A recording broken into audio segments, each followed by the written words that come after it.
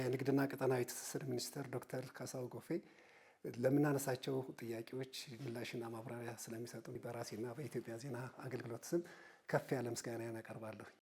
የመጀመሪያው ጥያቄ የሚሆነው ከሀገራዊ ለውጡ ማግስት በኢትዮጵያ የንግድ ስርዓት ውስጥ የተለዩ ዋና ዋና ችግሮች ምንድን ናቸው? ሀገራዊ ለውጡ ጀምሮ ባሉት ጊዜያት የነበሩት ማነቆዎች ለንግዱ ሴክተር የንግድ አመቺነትን በተመለከተ ሀገራችን ከ190 ሀገራት ጋር ሲወዳደር 168ኛ ገደማ ነበር የነበረው። የቅርብ ጊዜ ሪፖርት አልወጣም። ነገር ግን በለውጡ 2 እና 3 ዓመታት ጊዜ ውስጥ በተደረጉ ማሻሻያዎች ምክንያት ወደ 159ኛ መሆን ችለናል። በእርግጠኝነት አሁን ላይ ይህ ቁጥር በጣም በከፍተኛ ሁኔታ ሊሻሻል እንደሚችል ተስፋ ይደረጋል። ዳታው ከሚመለከተው አካል ሪፖርት ጄኔሬት ስላልተደረገ ነው ማለት ነው። ለዚህ ውጤት መገኘት ከተሰሩ ስራዎች መካከል አንደኛው ኢዝ ኦፍ ዱይንግ ቢዝነስ ወይም የንግድ ስራን ለመጀመር የሚያስችለውን አመቺ ሁኔታ መፍጠር ላይ ነው። እንደምታስታውሰው በሀገራችን የንግድ መስጫ መደቡ የንግድ ፍቃድ መስጫ መደቡ ራሱ ወደ 1500 አካባቢ ነው የነበረው። የመጀመሪያው ስራ የተሰራው በለውጡ ማግስት እነኚህ ንግድ ፍቃድ መስጫ መደቦች ወደ 557 ማሳጠር ነበረ። በሁለተኛ ደረጃ ወደ 1350 የሚጠጉ የንግድ ፍቃድ አይነቶች ቅድመ ብቃት ተብሎ ይጠየቅባቸው ነበር። ይህ ቅድመ ብቃት ቢሮክራሲያዊ ሁኔታን ከማራዘምና ንግድን ለመጀመር የሚያስችለው ሁኔታ ስለሚያንቀረፈፈው ይህን ወደ 10 ብቻ መመለስ የተቻለበት ሁናቴ ነው የነበረው። ከ34 በላይ ተቋማት ንግድ ፍቃድ ብቃት የሚያረጋግጡ ተቋማት ነበሩ። ይህን ወደ 4 የመቀየር ሁናቴ ነው የነበረው። ይህን በማድረግ እንግዲህ ለውጡ የንግድ ፍቃድ መውሰድ የሚባለው ጉዳይ ሰው ከቤቱ ሳይነሳ በምሬት የሚያስታውሰው ሳይሆን ቤቱ ቁጭ ብሎ ግልጋሎት ወደሚያገኝበት ኦቲአርኤልኤስ ወይም ኦንላይን ትሬድ ሬጅስትሬሽን ላይሰንሲንግ ሲስተም የሚባል አፕሊኬሽን ለምቶ በአሁኑ ጊዜ በአብዛኛው ከ90% በላይ ግልጋሎት በኦንላይን የሚሰጥበት ሁኔታ ተፈጥሯል። የዚህ ኦንላይን አፈጻጸም ያየን እንደሆነ 2014 ላይ 7800 ገደማ ብቻ ፍቃድ ነው በኦንላይን የተሰጠው። ዘንድሮ ባለፉት 8 ወራት ብቻ 2.5 ሚሊዮን የንግዱ ማህበረሰብ በኦንላይን አማካኝነት ግልጋሎት ማግኘት ችለዋል። አምና እንኳን ሙሉ ዓመት አገልግሎት ሰጥተን 2.4 ሚሊዮን ነበር በ12 ወር ያስመዘገብነው። አሁን በ8 ወር 2.5 ሚሊዮን ደርሰናል። ዘንድሮ ከ3 ሚሊዮን በላይ የንግዱ ማህበረሰብ በዚህ ግልጋሎት ያገኛል። ቀጣይ በጀት ዓመት ምናልባትም 100% ግልጋሎቱ ባክ ኦፊስ ግልጋሎት የሚቆምበትና ሙሉ ነገር በሞባይል ስልክ አገልግሎቱን ማግኘት የሚችልበት ሁናቴ ይፈጠራል ተብሎ ይታሰባል። ስለዚህ ሀገራዊ ለውጡ ለንግድ ከባቢ ምቹ መደላደል የመፍጠር የንግዱ ማህበረሰብ ወደ ንግድ ለመግባት ቅድመ ሁኔታ ያልበዛበት ፕሮሰሶችም ጭምር የሚቀንሱበት ሁኔታ ነው ያለው። 11 አካባቢ ፕሮሲጀርስ ነበሩ ንግድ ፍቃድ ለማውጣት፣ አሁን ወደ 4 ቀንሰዋል። ይህን ወደ 2 ለመመለስ ዝግጅት ማድረግ ላይ እንገኛለን። እኒህ ነገሩ ነበሩ። በአማካይ ወደ 32 ቀን አንድ ንግድ ፍቃድ ለማውጣት ጊዜ ወስድ ነበረ። አሁን ላይ ይሄን ወደ 7 አምጥተነዋል። 7 ቀን በአማካይ። ይሄ ኦንላይኑም ሳይሆን ኦንላይኑ ለደቂቃዎች ጉዳይ ነው። ከኦንላይን ውጭ የሚሰጥ ግልጋሎትም ስላለ ነው። በአብዛኛው እሱ ማኑዋል ኤሌክትሪሲቲ የሌለበት ኢንተርኔት የሌለበት ከባቢ ላይ ነው ይሄ የሚሆነው። የ7 ቀኑንም ወደ 4 ቀን ለመመለስ ደግሞ በርብርብ በመስራት ላይ እንገኛለን። ችግሮችን ለመፍታት እንደ መንግስት የተቀመጡ ስትራቴጂና አቅጣጫዎችስ እንዴት ተተገበሩ? የመጀመሪያው ጉዳይ ነባሩን አሰራር የመፈተሽ ነው የነበረው። በሁሉም በሀገር ውስጥ ንግዱም በውጭ ንግዱም በጥራት ማረጋገጡም በአጠቃላይ በሁሉም ረገድ ምን እድሎች አሉ፣ ምን ፈተናዎች አሉ የሚለውን የመለየት ነው የለውጡ አካሄድ። የለውጡ አካሄድ በሁሉም በኢኮኖሚም በፖለቲካም በማህበራዊም የተቀመጠው አቅጣጫ የመደመር ሳቢያችን 3 አንጓዎች አሉት። ትናንት የምንመለከትበት በነጽር በራሱ ትናንት እዳም እንዳም አለበት ብሎ የሚረዳ እንጂ ትናንትና እዳ ብቻ ነው የነበረው የሚል ሳይሆን ትናንት ባይኖር ዛሬ የለም። ትናንትና ውስጥ ያሉ ጠንካራ ጎኖችን ማስቀጠል አንደኛው። ሁለተኛ ትናንት ውስጥ የተስተዋሉ እጥረቶችን ያለምንም ርህራሄ ታግሎ ማስተካከልና በድምር ውጤቱ ነገ የምናስባትን የበለጸገች ኢትዮጵያ ለመፍጠር የሚደረገው ርብርብ ማሳለጥ ብለን የጀመርነው። ስለዚህ የንግድ ኤንቫይሮንመንት ወይም የንግድ ከባቢ በዚህ ቅኝት ነው የተቃኘው። ምን መስተካከል መሻሻል የሚገባቸው ጉዳዮች አሉ የሚለው ሲለይ የውጭ ንግድ ብዝሃነት፣ ተወዳዳሪነት ላይ ያሉ ችግሮች፣ ጥራት ማረጋገጥ፣ ከዓለም ጋር የሚጣጣም እና የሚግባባ ኢኮኖሚያዊ ውህደት መፍጠር የሚያስችሉ ጉዳዮች ላይ የነበሩ ባክሎጎች ሁሉ ታይተው ተፈትሸው እነዚህ ችግሮች እንዲታረሙ ማድረግ የቻለ ነው። ስለዚህ የለውጡ መንግስት በአብዮት ትናንት ያለ ነገር ሁሉ ይውደም ሳይሆን ትናንት ካሉ ነገሮች የሚወሰዱ ለነገ ብልጽግና ጉዟችን ሊያግዙ የሚችሉ እርሾ ሆኖ የሚያገለግሉ ጉዳዮችን የበለጠ አሻሽሎና አዳብሯቸው ነው ያስቀጥለው። ንግድ ፍቃድ ለማውጣት ያለው የጣጣና ፈተና ብዛት እነኚህም ማቅለል የሚሉ ጉዳዮች በሰፊው ስለተሰራበት ውጤት መጥተዋል ማለት ነው። ስለዚህ ችግሮች የሚፈቱበት ፕራግማቲክ በሆነ ሁኔታ የሚታይ እንጂ አቋም የሚወሰድባቸው ጉዳዮች አይደሉም። ዛሬም መስተካከል የሌሉባቸው ጉዳዮች አሉ። 7 ዓመት ራሱ እኮ ወጥ አይደለም። 7 ዓመት ራሱ በክፍል ስትከፍለው የመጀመሪያው 2 ዓመት ከዛ በኋላ ያሉት አመታት እና አሁን የመፈጸም የማስፈጸም የማድረግ አቅም ከጊዜ ወደ ጊዜ እየዳበረ መጥቷል። አሁን እንደ መንግስት ያለን የማድረግ የመፈጸም አቅም ትናንት ተራራ መስሎ የሚታዩ ጉዳዮች ዛሬ በትንሹ ሶልቭ የምናደርጋቸው ችግሮች ናቸው። ችግር ፈታት ላይ እየዳበረ የመጣ አቅም ከጊዜ ወደ ጊዜ እየጎለበተ የመጣ የማድረግና የመከወን አቅም ተሻሽሏል ብሎ መውሰድ ይቻላል። በንግድ ስርዓት ውስጥ አርቲፊሻል የዋጋ ንረትና ህገወጥ ደላሎች ህዝብን ካማረሩ ጉዳዮች ዋናዎቹ ናቸው። ይህን ችግር በዘላቂነት ለመፍታት ምን አይነት ስራዎች ተከናውነዋል? አንዱ የለየነው ጉዳይ የኑሮ ውድነትና በተለይ ከመሰረታዊ ሸቀጥ አቅርቦት ጋር የተያያዘ የምንከተለው የፖሊሲ አቅጣጫ ፍላጎት መር ነው የነበረው። ፍላጎት መር ማለት ምን ማለት ነው? ፍላጎት ሊያባብሱ የሚችሉ ጉዳዮችን ላይ ትኩረት ይደረጋል እንጂ አቅርቦት ማሳደግ ላይ ትኩረት ሰጥቶ ሲሰራ አልነበረም። ገበያ በአቅርቦትና በፍላጎት ይመራል ሲባል እኛ የወሰንነው የፍላጎቱን ፓርት ነው እንጂ አቅርቦቱ ላይ የሚሰራበት አልነበረም።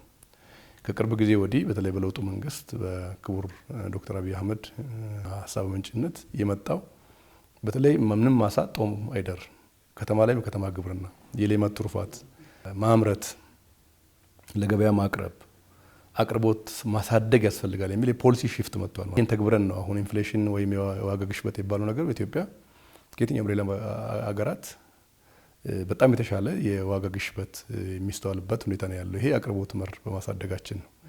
የሆነ ሆኖ በዲሲፕሊን ያልታነጹ ነጋዴዎች የሆነ አጋጣሚ ተጠቅሞ በዓል መጣ ቁጥር አቅርቦት በሚያንስበትና ፍላጎት በሚኖርበት ወቅት ሆርድ በማድረግ ምርት በማከማቸት እና ገበያ ላይ እጥረት እንዲፈጠር በማድረግ ዋጋ ሲጨምሩ ይስተዋላል።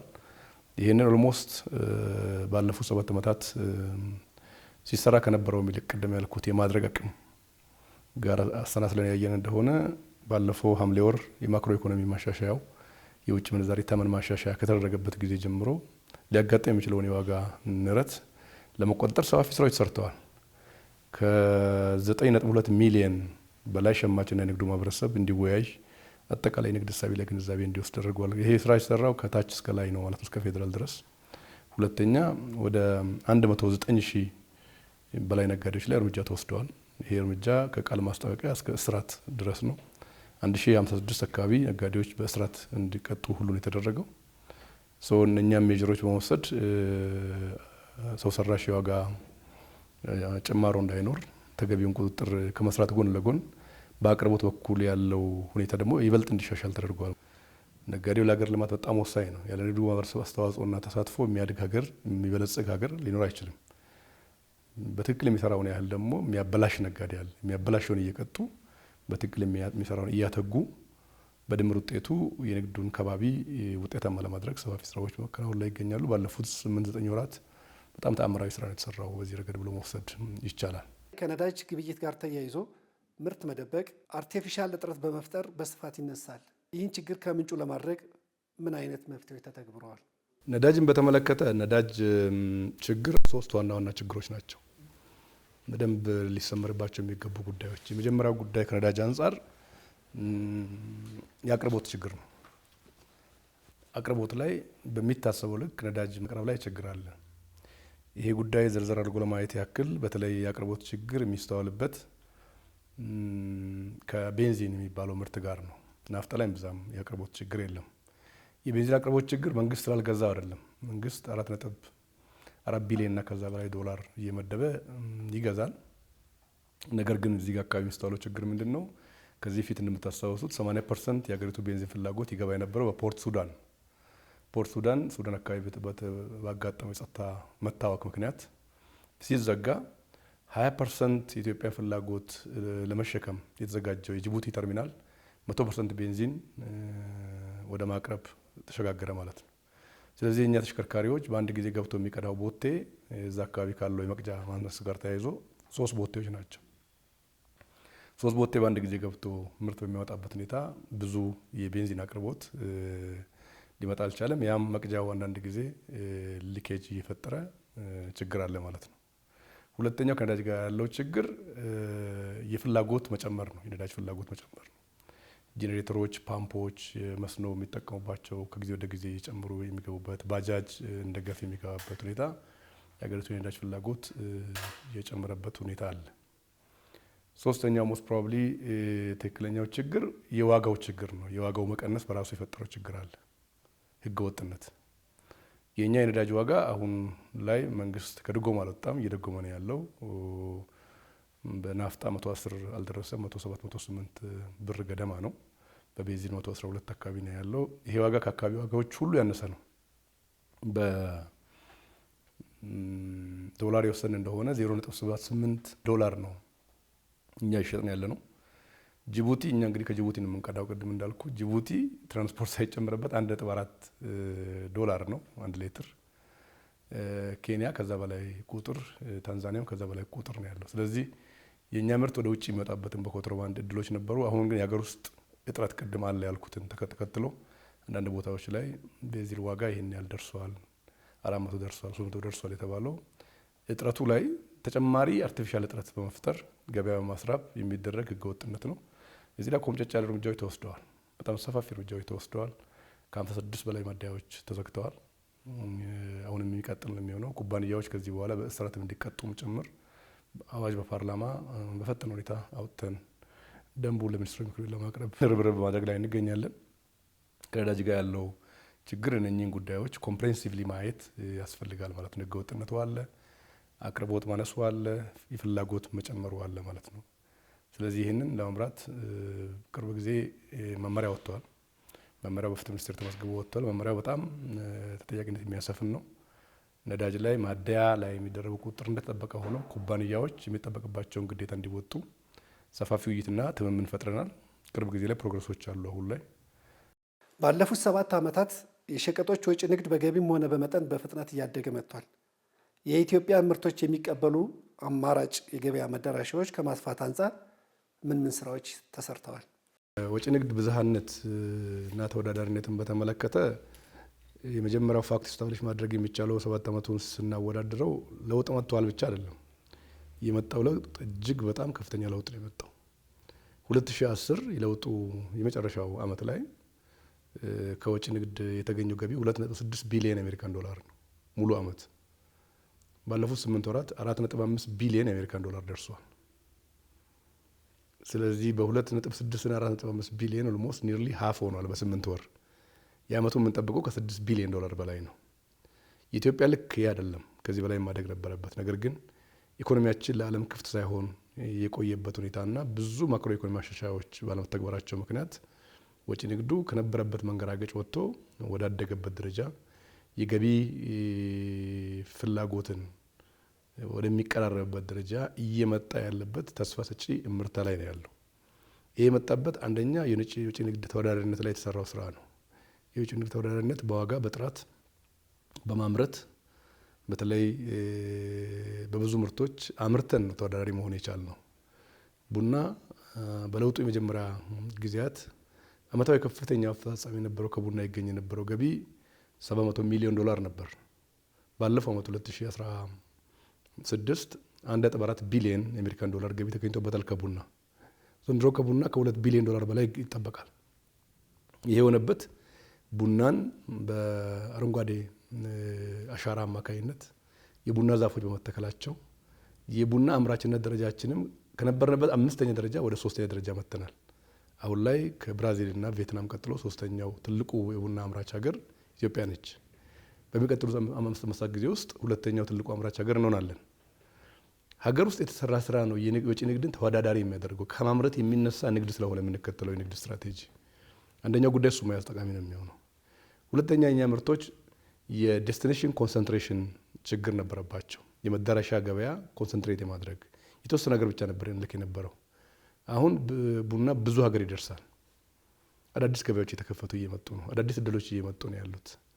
ኮንትሮባንድ ይነስ የሚብዛም እየቀነሰ ነው ያለው። ስለዚህ በህጋዊ ንግድ አማካኝነት የምናደርጋቸው ከዓለም ጋር የንግድ ግብይት እያደገ እየመጣ ነው ያለው። ይህን ሊያሰፉ የሚችሉ የአፍሪካ ነጻ ንግድ ቀጠና ትግበራ፣ የዓለም ንግድ ድርጅት አባልነት ድርድር የሚባሉ ጉዳዮች አዘ ኢንድ ኦፍ ዘ ዴይ የገበያ ድርድር ነው፣ የገበያ ማስፋት ነው። የኢትዮጵያ ምርት በህግ ወደሚመራበት ወደሚታወቅ እና ወደሚገመት የንግድ ከባቢ ማሻገር ያስፈልጋል። 6 ቢሊዮን ደርሰናል። ቀጣይ 8 ቢሊዮን ደርሳለን። ኢትዮጵያ ልክ 20-30 ቢሊዮን መድረስ ነበረብን። አሁን በጣም አምራች ሀገር ነን። ጂዲፒያችን በጣም ትልቅ ነው። ኤክስፖርቱ ጂዲፒ ሬሾ አሁን ላይ በጣም ዝቅተኛ ነው፣ 6% አይበልጥም። ይህ በጣም ቶሎ መሻሻል አለበት። ይሄን ለማድረግ በፍጥነት የአፍሪካ ነጻ ንግድ ቀጠና መተግበር አለብን። የዓለም ንግድ ድርጅት ድርድር መቋጨት አለብን። የሚገመትበት ፕሬዲክትብል የሆነ ማርኬት አክሰስ እና በህግ ወደሚመራ ሩል ጋይድድ የሆነ የገበያ እድል እና የገበያ ድርሻ ወደምንወስድበት አቅጣጫ መሻገር አለብን። ቀጣይ ጊዜ በተስፋም የተሞላ ነው። ካልተዘጋጀን ደግሞ በዛው ደረጃ ነው ብሎ መንግስት በጣም ፕሮአክቲቭ ሆኖ ሰፋፊ ስራዎች ያከናወነበት፣ በአንድ በኩል የገበያ ኢንፍራስትራክቸሩን የገበያ ቅድም እንዳልከው መዳረሻውን ማስፋት፣ በሌላ በኩል ግን ኤክስፖርቱ ራሱ ደግሞ የነገ ተስፋ ሳይሆን የዛሬ ወደሚበላ በገንዘብ የሚቆጠር ገቢ ለማድረግ መንግስት ሰፋፊ ርብርቦች በማድረግ ላይ ይገኛል ማለት ነው። የአፍሪካ ነጻ የንግድ ቀጠና ስምምነት ላይ ኢትዮጵያ ተጠቃሚ እንድትሆን ከወዲሁ ምን ዝግጅት ተደርጓል? ኢትዮጵያ እንግዲህ ከአፍሪካ ነጻ ንግድ ቀጠና ትግበራ ጋር ተያይዞ የመጀመሪያው ፈራሚ ሀገርም ነች። በአሁኑ ጊዜ የጉድስ ኦፈር ጸድቋል። የእቃዎች ኦፈር ያቀረብነው ጸድቆልናል። የሰርቪስ ኦፈራችን ሪቪው ይደረጋል በቅርቡ። ዞሮ ዞሮ የሙከራ ንግድ ለመጀመር የሚያስችል ዝግጅት አጠናቀናል። የሚቀረው ሚኒስትሮች ምክር ቤት የሚጸድቀው የታሪፍ ቡክ ነው። የታሪፍ ቡክ ማለት በጸደቀው የጉድስ ኦፈር አማካኝነት የጸደቀው ኤችኤስ ኮድ አማካኝነት የምርቶቹ እንትን መታተም አለበት ንግድ ለመጀመር። እሱ እንዳለቀ የታሪፍ ሃርሞናይዜሽን ኦልሞስት በመጠናቀቅ ላይ ይገኛል። ኢትዮጵያ በአጠረ ጊዜ ከተመረጡ ሀገራት ጋር የሙከራ ንግድ ትጀምራለች አፍሪካ ነጻ ንግድ ቀጠና ላይ። ስለዚህ በጣም የኢትዮጵያን ንግድ በተለይ ኢንትራ አፍሪካ ትሬድ የሚባለው አፍሪካኖች ከአፍሪካን ሀገራት ጋር የሚያደርጉት የውስጥ ንግድ 20% ዘለለ አይደለም፣ 80% አሁንም አውሮፓና ኤዥያ ነው እየላክን ያለ ነው። እንደ አፍሪካ ነጻ ንግድ ቀጠና አስተግባሪ እና አክቲቭ አባል የኛ ፍላጎትና መሻት በአፍሪካኖች መካከል የሚደረገው ንግድ ከተሳለጠ አንደኛ ከወጪ አንጻር ኮምፒቲቲቭ ያደርገናል። ብዙ ሀገራት ሩቅ ናቸው። በትራንስፖርት የሚበላውን ገንዘብ ባጠረ ሁኔታ ኤክስፖርት ማድረግ ይቻላል። አሁን የተጀማመሩ ጥሩ ውጤቶች አሉ። ለምሳሌ ጥራጥሬ ኤክስፖርት አንደኛው ፓኪስታን ነው እየላክን ያለ ነው፣ ጥራጥሬ ነው የወሰነ እንደሆነ። ሁለተኛው ህንድ ነው። ሶስተኛው ግን ኬንያ ነው። ወደ ኬንያ የምንልከው በጣም በመጠንም በቫሊዩም እየጨመረ እየመጣ ነው ያለው። ይህንን ማስቀጠል ነው። ከኬንያ ጋር ያለውን ወደ ታንዛኒያ መድገም ነው፣ ወደ ሳውዝ አፍሪካ መድገም ነው። አፍሪካ ላይ ሻምፒዮን አድርጋ መውጣት አለባት ኢትዮጵያ። አምስተኛ ግዙፍ ኢኮኖሚ ባለቤት ናት። አምስተኛ ግዙፍ ኢኮኖሚ ባለቤት ነን ብሎ ብቻ እንትን ማለት ሳይሆን እሱም በኤክስፖርት መድገም፣ ወደ ተለያዩ ሀገራት ምርት መላክ። ቡናችን አፍሪካ ላይ ለምንድን ነው አውሮፓ ደርሶ ተመልሶ አፍሪካ ሀገር የሚመጣው? ቀጥታ ወደ አፍሪካ ሀገራት ለምንድን ነው የማልከው የሚለው ጉዳይ ሰፋፊ ውይይቶች እያጫርን ያለ ነው። በአፍሪካ ነጻ ንግድ ቀጠና አማካኝነት ስንገባ ኢትዮጵያ በጣም በራስ የመታመን ስሜቷ ከምንም ጊዜ በላይ የጨመረ ነው። እሱ ደግሞ መነሻው የምርትና ምርታማነት ሀገር ሆነናል። ስንዴ ኤክስፖርት እናደርጋለን። ጥራጥሬ በጣም ኤክስፖርት እናደርጋለን። በብዙ ኤክስፖርታብል ፕሮዳክትስ ራንኪንግ ነን፣ አምራች ሀገር ነን። ይሄን ለራሳችን መልሰን መንገድ ያለብን ይመስለኛል። እኛ እንደ ብዙ አፍሪካ ሀገራት ኦፍኮርስ ተመጽዋች ነበርን። አንዱ የለውጡ መንግስት ከተመጽዋችነት ኢትዮጵያ ወጣ ኤክስፖርት ወደ ማድረግ የተሸጋገረችበት ሁኔታ ማሰብ ይቻላል። ባቄላ የወሰን እንደሆነ ከዓለም ሁለተኛው የባቄላ አምራች ሀገር ነን። ለግብጾች፣ ለሱዳን ባቄላ በከፍተኛ አማውንት ኤክስፖርት እያደረግን እንገኛለን። ምስር ከዓለም 6ኛው ትልቁ አምራች ሀገር ነን። በቦሎቄ ምርቶች ብዙ ናቸው። ቀይ ዥንጉርጉር፣ ነጭ ዥንጉርጉር፣ ቀይ ቦሎቄ፣ ነጭ ቦሎቄ፣ ጥቁር ቦሎቄ የሚባሉት በሁሉም ከአፍሪካ አንደኛ ነን። የማድረግ አቅም ያላት ሀገር ነች። በማዕድን አሁን እየመጣ ያለው ውጤት በጣም አስገራሚ ውጤት ነው። ዘንድሮ ከ2 ቢሊዮን ዶላር በላይ ከወርቅ ኤክስፖርት ገቢ እናገኛለን። ኢትዮጵያ የማዕድን ሀገር ናት። ያሉን ጸጋዎችን ከፍቶ የማየትና የመጠቀም የባለፉት 7 ዓመታት ልምዶች ይበልጥ ከተጠናከሩ ብልጽግና እናረጋግጣለን፣ የበለጸገች ኢትዮጵያ እንፈጥራለን የሚባለው ነገር ህልምና ቅዠት ሳይሆን የሚፈታ ውል ያለው ህልም የሚተገበር ራዕይ ነው ብሎ መውሰድ ይቻላል ማለት ነው። ኢትዮጵያ ወደ ውጭ የምትልካቸውም ሆነ ወደ ሀገር ውስጥ የምታስገባቸው ምርቶች ጥራታቸውን የጠበቁ በዜጎች ጤና ላይ ጉዳት የማያስከትሉ እንዲሆኑ ምን አይነት የጥራት ቁጥጥር እየተደረገ ነው? የጥራት መሰረተ ልማት ከማሟላት አንጻርስ ያለበት ደረጃ ምን ይመስላል? ከመሰረተ ልማቱ አንጻር በአፍሪካ ቀዳሚ የሚባል ግዙፍ የጥራት መንደር ገንብተናል። በጣም በብዙ ላቦራቶሪዎች የተሞላ ነው። እነዚህ ላቦራቶሪዎች በጣም የሚያስገርመውና የሚደንቀው ነገር ዓለም ከደረሰበት ደረጃ ጋር እኩል የሚሄድ አንዳንድ ጊዜ አውሮፓ ላይ ብቻ የምታገኛቸው የመፈተሻ ላቦራቶሪዎች ኢትዮጵያ ውስጥ አሉ። እነሱም ይገርማሉ። ኢትዮጵያ ይህንን አይነት ቴክኖሎጂ እንደታጠቀች መረጃው የላቸውም። አንዳንዴ እነሱ ምርት መጥቶ እዚህ ወድቋል ሲባል የአውሮፓ ሀገራት ባለፈው ዓመታት መጥቶ ነበር። እኛ ግን ኢትዮጵያ ማን ሆና ነው እኛም ምርት እንዴት በአይን አይታ ምርት ጣለች ተባለ። ሲመጡ ላቦራቶሪያችን እናስጎበኘ ነው። ላቦራቶሪያችን ሲያዩ የመሳሪያ እኛም የለንም ጎረቤት ሀገር እንጠቀም የነበረው አምነናል ብሎ ነው የተመለሱት። በጣም የጥራት ቁጥጥር የሚባለው ነገር የማድረግ አቅም በጣም ተሻሽሏል። ይሄ መንግስት ትኩረት ሰጥቶ ከ8.2 ቢሊየን ብር በላይ በሆነ ወጪ ነው የጥራት መንደር የተገነባው። 4 ተቋማት አሉ። የኢትዮጵያ ደረጃዎች ኢንስቲትዩት፣ የኢትዮጵያ ተስማሚነት አገልግሎት ድርጅት፣ የኢትዮጵያ ስነ ልክ ኢንስቲትዩት፣ የኢትዮጵያ አክሬዲቴሽን አገልግሎት የሚባሉ ተቋማት አሉ። የኢትዮጵያ ጨረራ ባለስልጣንም እዛ ገብቷል። አሁን ራዲሽን እነኚህ በድምር ስታያቸው ምርት እያደገ ነው፣ ምርታማነት እያደገ ነው። ቀጣይ ኤክስፖርት እናስባለን። የአፍሪካ በኤክስፖርት የሚታወቅ ሀገር አፍሪካ ላይ ቀዳሚ ሀገር መሆን እንፈልጋለን ከተባለ ይሄ ከጥራት ቁጥጥር ውጭ የሚታሰብ ጉዳይ አይደለም። ነገር ግን ይሄ ፕሮጀክት የለውጡ ትሩፋት ነው።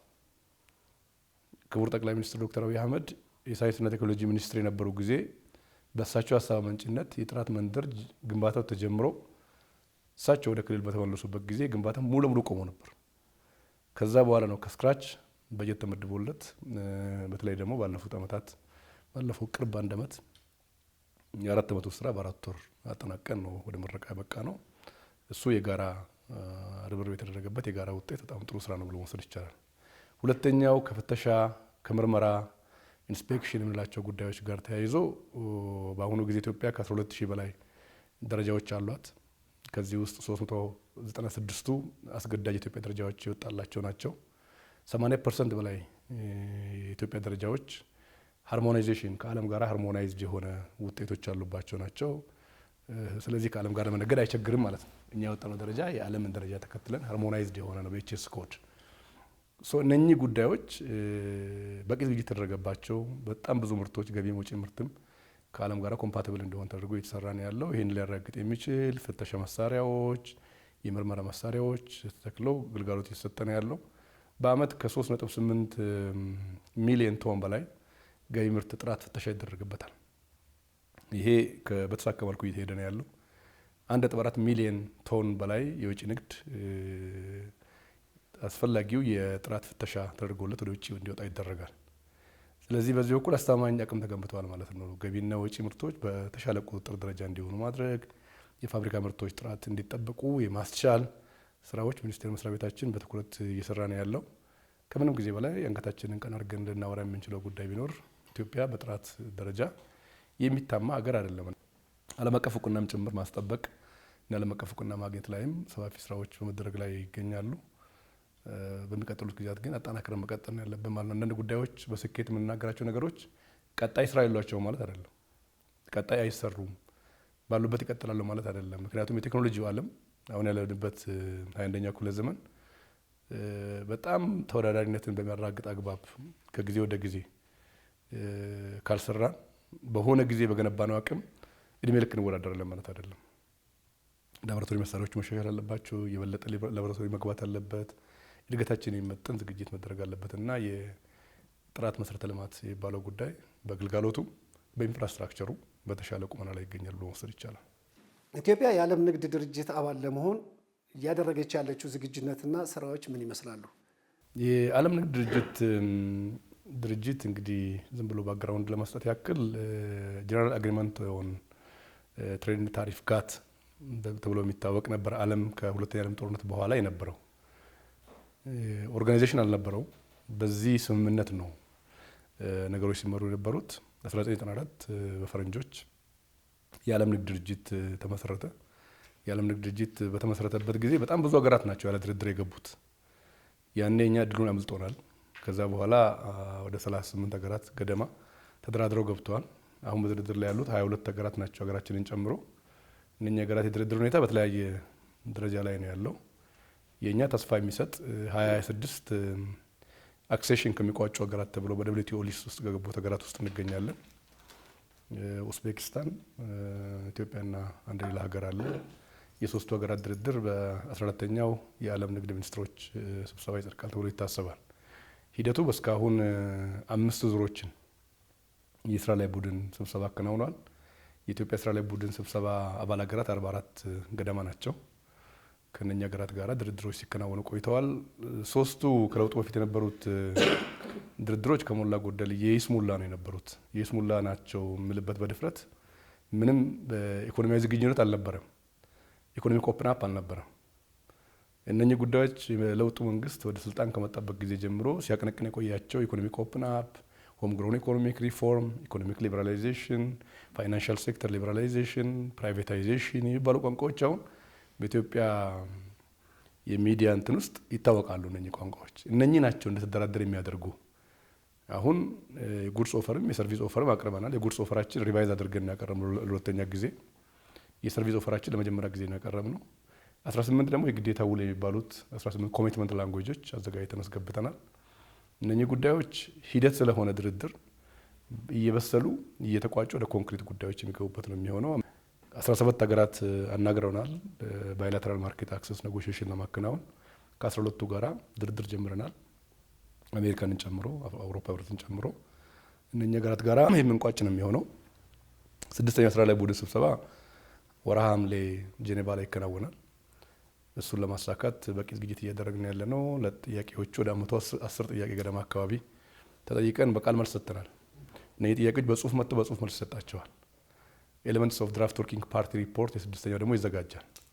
እሱ ላይ ቆመን ደግሞ ድርድር እናደርጋለን ማለት ነው። የድርድር ሂደት በጣም ትልቅ አርበኝነት የሚጠይቅ ሀገር ሊያኮራ የሚችል ብሔራዊ ጥቅም ባስቀደመ አግባብ የምትደራደረው ሰጥቶ በቃሉ መርህ የምትደራደረው እና ሲቋጭ ውጤቱ ዓለም ላይ እኛ በሌለንበት ወይም ታዛቢ ወንበር ላይ ቁጭ ብለን የሚወስኑብን ሳይሆን እንደ ማንኛውም ሀገር እኛም የምንወስን ሀገር ይጠቅመናል፣ አይበጀንም፣ ይጠቅመናል፣ አይጠቅምም ወደሚል ክርክር ጭምር ድምጽ ያለን ሀገር ወደ መሆን የምናደርገው ጥረት የለውጡ ትሩፋት ተደርጎ መወሰድ የሚችል ትልቅ ፍጻሜ ነው ማለት ይቻላል። ክቡር ሚኒስተር፣ ስለነበረን ቆይታ ስለሰጡን ጊዜ ከፍ ያለ ምስጋና እናቀርባለሁ። አመሰግናለሁ። በጣም ታንኪ በጣም